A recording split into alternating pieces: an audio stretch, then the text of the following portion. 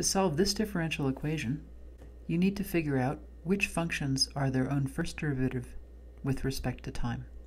That's certainly true of this function, but I didn't ask for one solution. I asked for the entire family of solutions. And the correct answer there is this one, and you can check that by plugging in. The derivative of k1 e to the t is k1 e to the t. This one here is not quite right. If you take its first derivative with respect to time, you get k1 e to the t, which is not the same as k1 e to the t plus k2.